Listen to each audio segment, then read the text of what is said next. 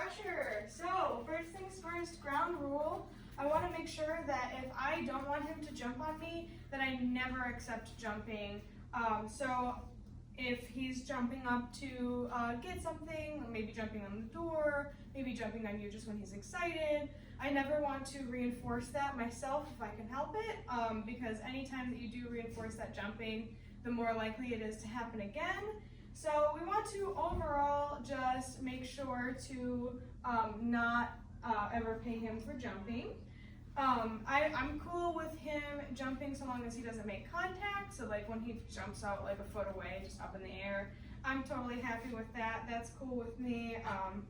However, I want to make sure that I am consistent, that I'm never reinforcing him for jumping.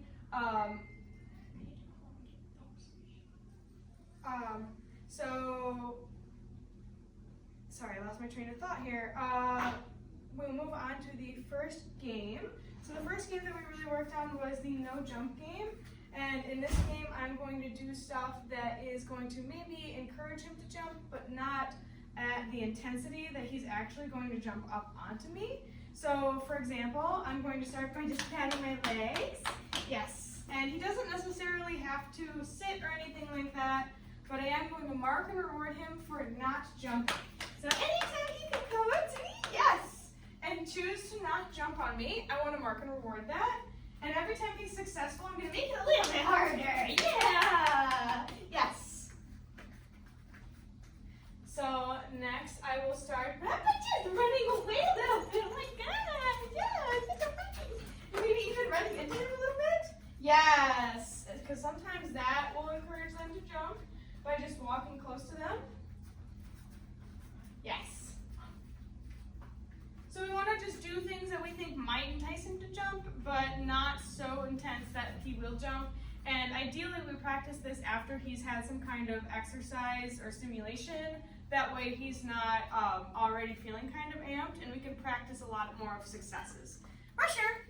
Next, we can talk a little bit about functional affection. So when he does come up to you like this, and just immediately sits in front of you, we can also reward him with affection, so pets. And this is a good way that we can practice some not mouthing, calm mouth as well. What are you doing, little guy? Rusher. What are you doing, little guy? So this is pat, pat, paws. Pop, pop, pop. So I'm patting my legs, pop, pop, pop, calling him to me, and I'm going to pet him, pet him, pet him, and then I'm going to pause.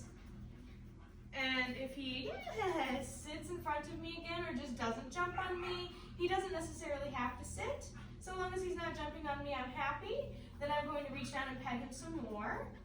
And then I'm going to pause again, pat my legs to encourage him to come up to me, and then pet him if he's being a good boy. And I like that pause in between because it gives him time to disengage if he doesn't want up to be a part of it anymore. I want to always give him the option to opt out if he does not want affection. And there, he doesn't super seem interested in it. So we're probably approaching the end of this little exercise. Yeah. And he's very good. If at any point he were to start to mouth you or jump up, I would just simply say, yeah, he, and turn my back, turn into a tree, and wait for him to stop. If he's persistently coming at you, then I would just leave the room. And I would only leave the room for about 3 seconds maximum. Anything past that is just not going to register, and you may run the risk of him further freaking out because you've left the room now. Another note, I do notice that if you do leave the room, he does have a little bit of a hard time. So something that I like to do before I leave is to just do a food scatter on the ground so that he's not immediately jumping on the door, and that helps him calm down a little bit too. Rusher! So next, we can talk a little bit about our word that we chose. So I use off, and anytime I say that word, I want to make sure to throw some food away. I like to teach this kind of like we teach drop. So I want him to, when I say Rusher off, start looking for food on the ground. Rusher off! Rusher off! And just like with recall, I want to make sure that I am giving that pause in between. Rusher off! And you can see he's kind of looking for the food or where the food might be on the ground. Rusher off! And this in real life functionally works if he's got his front feet up on the countertop trying to counter serve, or if he's jumping on someone, you can just say rusher off, and it will call him off of the thing that he's jumping on so that you can get him away, and then set him up with a better behavior, maybe a sit or a hand target.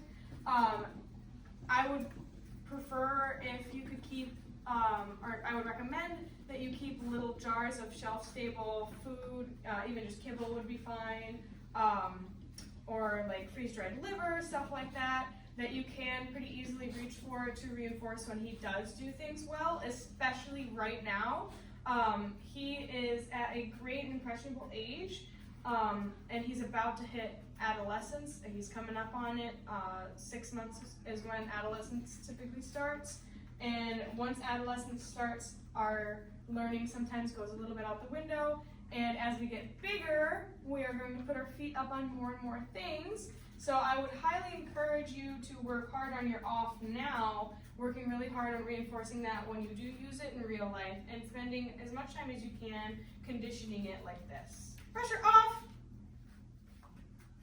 And then next, we did high treats. So for high treats, I want him to be away from me, and then as he, yes, comes in, I will lower my fist with the treat inside, and then mark and toss the food away when he sits. So again, up, up, up. This is like the base pattern. Yes. We're getting a little tired now. Up, up, up. Yes. So next I can make it a little bit harder. Now we can start adding into this pattern. Up, up, up, up. I love you, Rusher. I love you, Rusher. Yes. So we're working on that approach, right? We're working on approaching and sitting instead of approaching and jumping. And we can do the same things that we would do in the no jump game. Yes, and then add in that little hand signal that we can bring out in real life situations when he is feeling excited. We can simply show him our fist and start lowering it, and he should know to sit. Yes, good boy, without you even having to say anything. Because sometimes it's a lot easier for dogs to follow body language as opposed to a verbal, and if the off isn't working, this could be a good alternative also. But yeah, that's how we work on not jumping. And anytime you do notice him being a good boy and coming up to you and just sitting instead of jumping on you like I was talking about before, I want to make sure to say that.